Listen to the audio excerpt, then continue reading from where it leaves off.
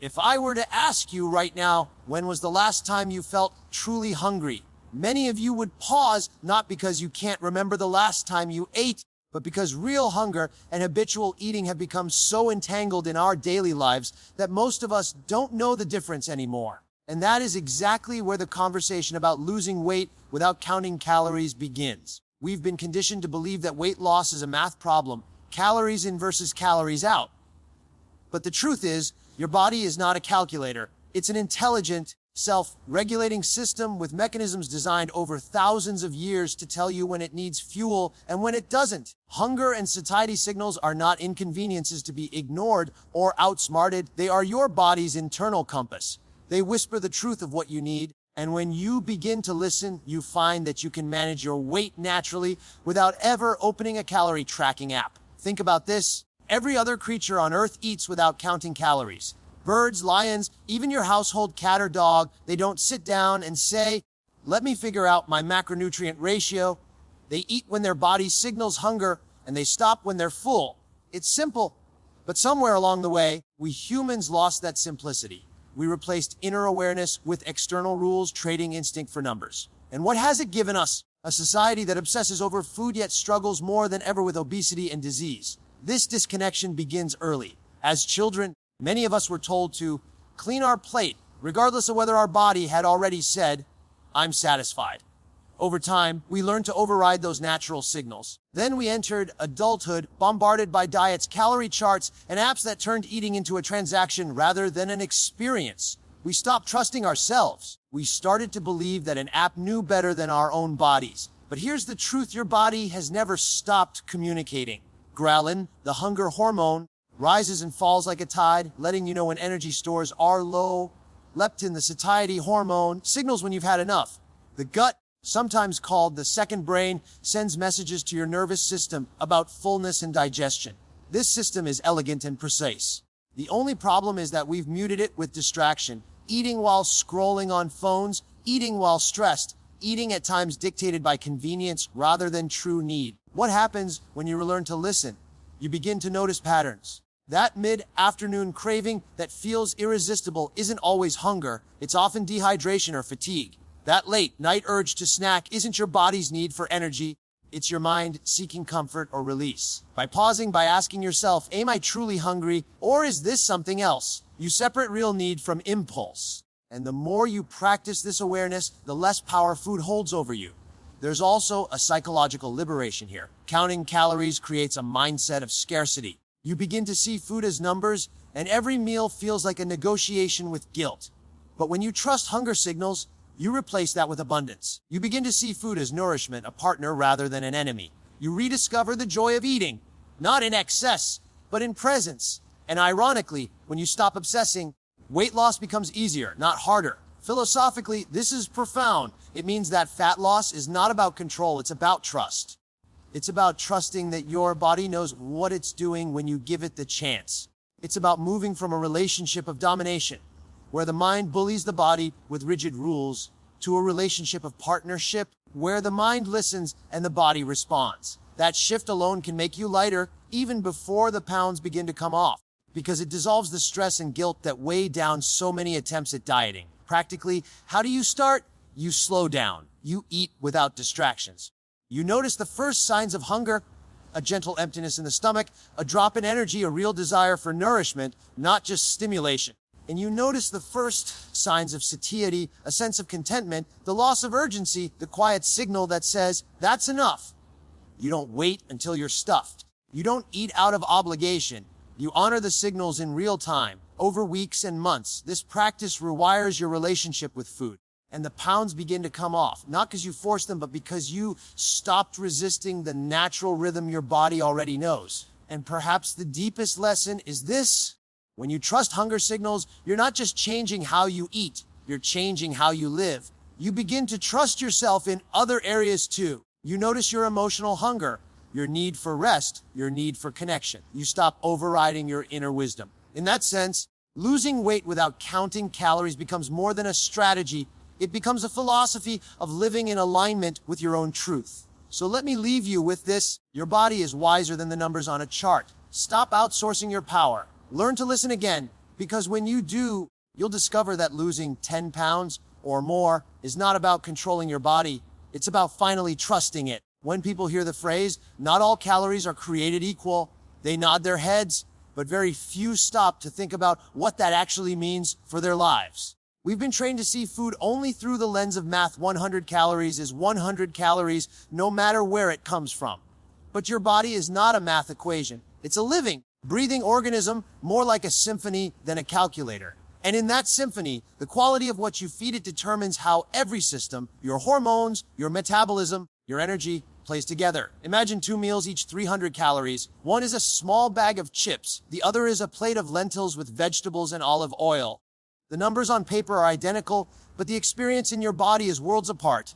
The chips are processed, stripped of fiber, filled with refined oils and salt. They give you a quick spike of pleasure, then leave you craving more, pushing you to overeat. The lentils, by contrast, are rich in protein, loaded with fiber, and paired with healthy fats that slow digestion. They stabilize your blood sugar, keep you full, and nourish your body at a cellular level. Same calories, opposite outcomes. This is where most diets go wrong. They focus on quantity, not quality. People eat diet foods that are low in calories but also low in nutrients, so the body is never truly satisfied. Hunger persists, cravings intensify, and the cycle of restriction and binging continues. But when you shift the focus to nutrient density, foods that give you the most nourishment per bite, your body regulates itself. You don't have to white knuckle your way through cravings because your body is actually being fed, not just filled. Let's take protein as an example. Protein doesn't just build muscle, it helps regulate appetite. It triggers the release of satiety hormones like peptide YY, which tell your brain you've had enough. That's why a breakfast of eggs or Greek yogurt keeps you satisfied far longer than a sugary cereal with the same calories. Fiber works the same magic. It slows digestion, stabilizes blood sugar, and sends signals of fullness that prevent overeating later. Add healthy fats like avocados, nuts, or olive oil, and you get another layer of satiety that ultra-processed, fat-free diet foods can't provide. The body is wise. When you give it nutrient-dense foods, it turns down the noise of cravings. When you feed it empty calories, it keeps shouting for more because it's not getting what it needs. This is why people can eat thousands of calories of junk food and still feel unsatisfied, yet a balanced, nutrient-rich meal leaves them at peace. It's not about the volume of food. It's about the message the food sends to your biology. There's also a psychological dimension to this. Counting calories breeds a sense of scarcity. I only have 200 left today. That mindset is stressful, and stress itself disrupts metabolism. But when you choose high-quality foods, you create a sense of abundance. You feel nourished, not deprived. You start to see food as medicine, as a partner in health, not an adversary to be controlled. And when that mental shift happens, weight loss feels less like punishment and more like empowerment. Philosophically, this raises an important question. Do you want to live in a world where food is reduced to numbers, or in a world where food is understood as energy, medicine, and life force? Ayurveda, which we've discussed before, always emphasized the vibrancy of food. A fresh apple picked in season is not the same as a processed apple, flavored snack. Modern science now proves what ancient wisdom always knew: the way food interacts with your body depends on its quality, its wholeness, and the way it supports your physiology. Practical application is simple but profound. Fill your plate with foods that are close to nature: vegetables, fruits, lean proteins, legumes, nuts, seeds, whole grains. Use spices and herbs not just for flavor, but for their medicinal properties. Turmeric for inflammation, ginger for digestion, cinnamon for blood sugar control. These foods don't just occupy space in your stomach, they teach your body how to burn fuel cleanly and efficiently. Over time, this makes fat loss not a battle, but a byproduct of alignment with nature. Now ask yourself, when you stand in front of your next meal, are you choosing numbers or are you choosing nourishment? Because every bite is a decision, not just about your waistline, but about the way you treat your body. So here's the takeaway: stop obsessing over calorie counts. Instead, honor the power of food quality. When you feed your body what it truly needs, it will reward you with balance, energy, and a natural release of excess weight. Losing 10 pounds without counting calories isn't a dream. It's what happens when you stop treating food like a number and start treating it like medicine. And that is the invitation: make every bite a vote for vitality. Because when you choose nourishment over numbers, you discover that your body doesn't just lose weight, it finds harmony. When we think about weight loss, most people imagine it's all about the food on the plate, But there's another truth that often gets overlooked: when and how you eat can be just as important as what you eat. And this is where daily rhythms and mindful eating come into play. An approach that doesn't require counting calories, but instead teaches you how to align with the natural flow of your body. Think about it, our bodies are governed by rhythms. The sun rises, our hormones shift, digestion kicks in, and by evening, everything begins to slow down. This rhythm is called the circadian cycle, and it influences far more than sleep. It dictates metabolism, appetite, and fat storage.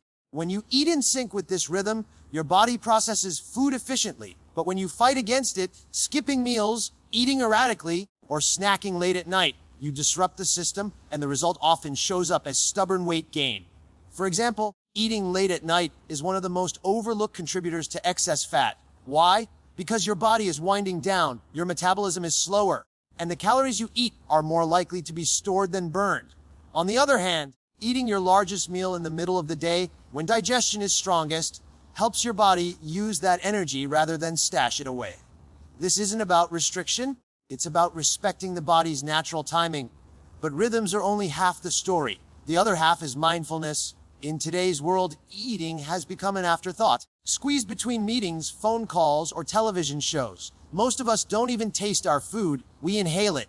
And when you eat distracted, your brain doesn't fully register the meal. It takes about 20 minutes for the gut to send signals of fullness to the brain. If you eat too quickly, you miss that signal and overeat, not because you're weak, but because you've overridden your body's ability to communicate. Now imagine the opposite: slowing down, putting away the phone, chewing thoroughly, noticing flavors and textures, and asking yourself midway through, am I still hungry, or am I just eating because the food is here? That one question can cut hundreds of unnecessary calories without ever counting them, simply because you're honoring the conversation between your body and your brain. There's also something psychological here. When you eat mindfully, food becomes an experience, not just fuel. You savor it, you respect it, and in turn, you respect your body. This reduces guilt, reduces mindless snacking, and transforms eating from a source of stress into a form of nourishment. In fact, many studies now show that mindful eating reduces binge eating and emotional eating, two of the biggest drivers of weight gain in modern society. Philosophically, this is about presence. Most of us live in the past or future. We eat while worrying about yesterday's mistakes or tomorrow's to-do list. But mindful eating forces us into the present. It says, be here, now, with this bite. And in that presence, something profound happens. You eat less, but you enjoy more. Let's make this practical. You don't need to adopt a rigid eating schedule. You simply need to honor consistency. Try eating meals at roughly the same times each day so your body learns to anticipate nourishment. Give digestion a chance to rest by avoiding constant grazing. Let breakfast break the fast, let lunch be your main meal, and let dinner be lighter. Then, when you sit down, turn off distractions, breathe before the first bite, and chew slowly enough that your brain can register what's happening. These small shifts create big changes. By sensing with rhythms and slowing down, you naturally reduce overeating, improve digestion, and optimize metabolism, all without a single calorie calculation. It's not about deprivation, it's about cooperation. You're working with your body instead of against it. And this goes beyond food. When you align with rhythms, you also align your sleep, your stress, your energy. Everything begins to flow more smoothly. You stop treating health like a battle and start treating it like a dance, one where your body leads and you follow with respect. So ask yourself this: are you eating in rhythm with your life, or are you fighting against it? Are you savoring your meals, or are you simply shoveling them in on autopilot? The answer matters, because those daily rhythms and mindful moments may very well be the key to losing weight without ever opening a calorie tracking app. And here's the powerful truth: when you learn to eat with awareness and rhythm, you don't just change your body, you change your relationship with life itself. Because presence at the table becomes presence in everything else. And that, more than any diet, is what leads to lasting transformation. When we think about weight loss, we often picture the plate, the fork, and the foods we choose to eat. But if you really want to lose weight without counting calories, you have to look beyond the kitchen. Your metabolism, the engine that decides whether you store fat or burn it, is not shaped only by diet. It's shaped every single day by how you move, how you sleep, how you manage stress, and how you live. This is where lifestyle becomes just as powerful as food. Take movement, for instance. People often imagine they need to spend hours in the gym, dripping in sweat, to see any real change. But the truth is, metabolism is far more responsive to consistent daily movement than to occasional extreme effort, a brisk walk after dinner, climbing stairs instead of taking the elevator, stretching in the morning. These micro choices send signals to your body that it should stay in fat burning mode. Sitting for long stretches does the opposite. It tells the body to power down, conserve energy, and hold on to fat. So, losing 10 pounds may not come from a punishing workout routine. It may come from weaving small, sustainable bursts of activity into the fabric of your day. Now let's talk about sleep. Most people underestimate how powerful sleep is in weight loss. But one night of poor sleep is enough to throw hunger hormones into chaos. Ghrelin, the hormone that tells you to eat, spikes. Leptin, the hormone that tells you you're full, drops. The next day, you crave sugar, carbs, and junk not because you're weak, but because your body is chemically crying out for quick fuel. Over time, chronic sleep deprivation doesn't just make you tired, it slows metabolism, increases fat storage, and makes calorie counting diets nearly impossible to follow. In other words, you can eat perfectly, but if you're not sleeping, the scale won't budge. And then there's stress. We live in a culture where being stressed is almost a badge of honor. But stress is not neutral, it is chemical. When cortisol, the stress hormone, stays elevated, it tells your body to hold on to fat, especially around the belly. Why? Because from an evolutionary standpoint, stress signaled danger, and the body conserved fuel to protect you. The problem is, your body doesn't know the difference between running from a tiger and running late for a meeting.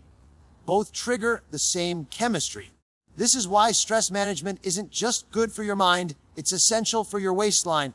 Practices like meditation, deep breathing, journaling, or simply taking a walk in nature can lower cortisol and flip your body back into balance, where fat burning is possible again. Philosophically, this is where we shift the conversation. Weight loss is not about punishment. It's not about doing without. It's about alignment. When you move naturally throughout your day, when you rest deeply, when you calm your nervous system, you are aligning your life with the body's design. You are creating conditions where metabolism doesn't have to fight. It flows.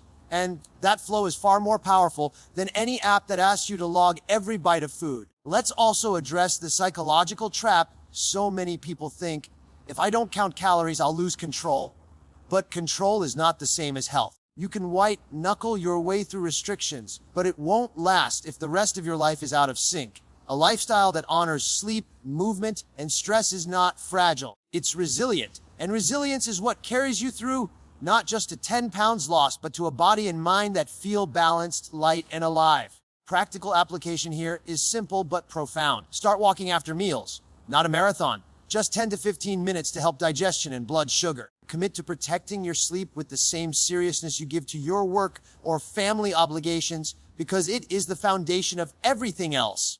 Build in rituals that calm your stress. It could be evening tea. It could be silence before bed. It could be journaling your thoughts out of your head and onto paper. These things may look small, but they unlock your body's ability to burn fat naturally. And remember, metabolism isn't static. It's dynamic, responsive, always adapting. Every choice you make, when to move, when to rest, how to respond to stress, is a message you send to your metabolism. Counting calories focuses on subtraction, but lifestyle focuses on communication. You're telling your body, I trust you, I'm working with you, and I'm giving you what you need to thrive. That is far more powerful than any diet rule you could ever follow. So here's the truth. You don't have to live chained to a calorie counter.